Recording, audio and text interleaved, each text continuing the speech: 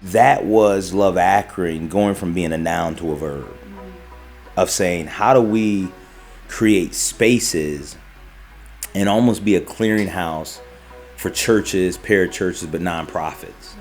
So if you need something, instead of you doing the legwork yourself, hey man, you call Love Akron. You say, hey, listen, this is something we're trying to do.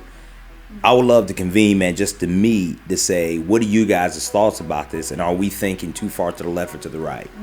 But just because, hey man, you're speaking the language that we want to hear, and you want to love Akron. And so do we. And so let's meet and talk and sit.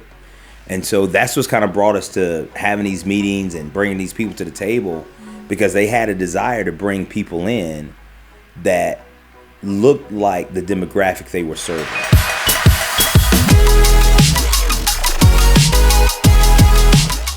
Kemp Boyd and Benjamin Beaver, and we love Akron.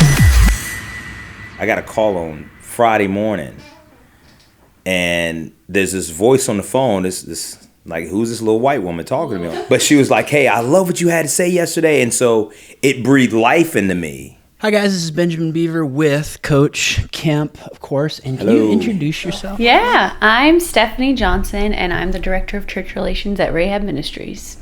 What I love about our story connecting, and you saying like I spoke life into you by calling you because you were kicking yourself after that meeting, was if you back up, Kemp, I knew was going to be the new director of Love Akron. You know, I have Kemp's phone number from one person. I have this other person saying I need to meet Kemp.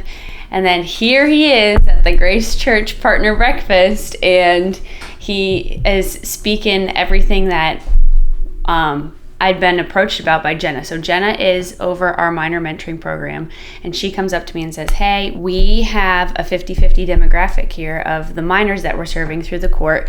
She said, we need more women of color to be mentors to these minors. You know, you have these girls that you can't love on them well if they're looking at you and they're like, you don't even look like me. You don't know what I'm going through, right? So you're not necessarily looking to be a McDonald's commercial. You're more so saying like, no, let's actually make connections.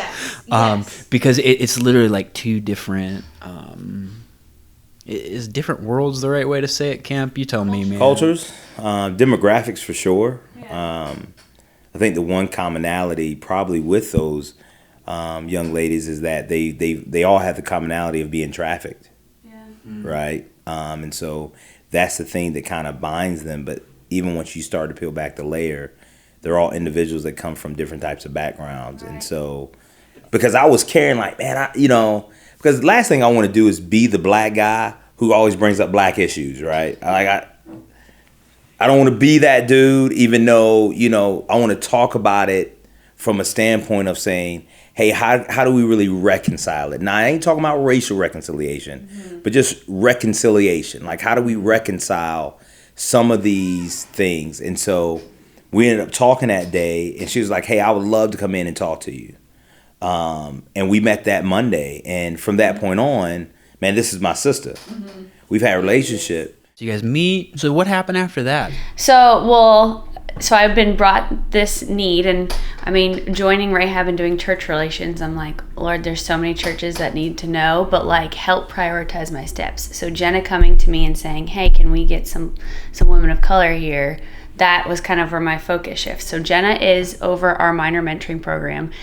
In comes Kemp, so he brings this up, not to be the black guy in the room, to bring up the black issue, but this is what it looks like. And it was kind of this light bulb went off of, hey, to connect with them, we got to connect with them with how they want to be connected. So Kemp, transparently and vulnerably, can I come here and say, what is the best way to do this? We need your help. So how do I come across as a white girl? I can't change the fact that I have white skin, but how do I come to these people and say, hey, we need you to partner with Rahab. There's girls that need to be better served because they need someone like you to mentor them, because that's reflecting how they look. And she was very, very transparent, but also I think just very vulnerable to say, hey man, I don't know what I don't know, but I want to learn. And so for me, as being a brother to her, I felt an obligation.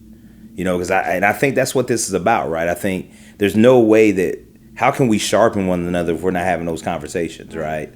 And so from that point, we met on a Monday, and I thought we put together a good game plan to bring other people to the table, because for us, we think our responsibility here at Love Akron is how do we create platforms of awareness and connectivity, right? And so, and I was telling, I said, I guarantee you there's probably people that just don't know about Rahab. Right. Nobody knows about the great work you guys are doing, especially in the inner city, right? And so there was about 8 sisters at that meeting, eight sisters of color at that meeting who came in, and they said it's like, man, I never heard of Rahab, right? So if nothing else comes from this, there's more of an awareness of other people within the city of Akron that know about Rahab and what they do, and they know Stephanie. And they know that Stephanie has a heart not only for the city of Akron, but also to connect externally of maybe what her primary circle was, right? And which was a really great thing. But it just didn't stop there. They have met since then, and they've began to talk about putting together almost a forum or some type of informational to invite people in to hear about Rahab and what Rahab is, but also opportunities to serve, but not only just to serve, but what employment opportunities is it? Because they're like, hey, we want to diversify not just our mentors and our volunteers, but also our employees. So it was really cool, because what started simply as me going to a meeting, uninvited or invited. Do you remember? I was there, me, Joe, and Noel had prayed, so I was there.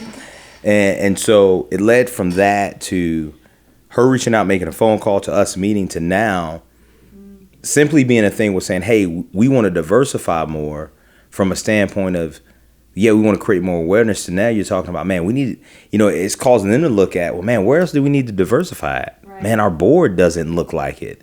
Right. Not just our board, but our employees, our staff. And so what I want to share with you is that was Love Akron going from being a noun to a verb, of saying, how do we create spaces and almost be a clearinghouse for churches, parachurches, but nonprofits. Yeah.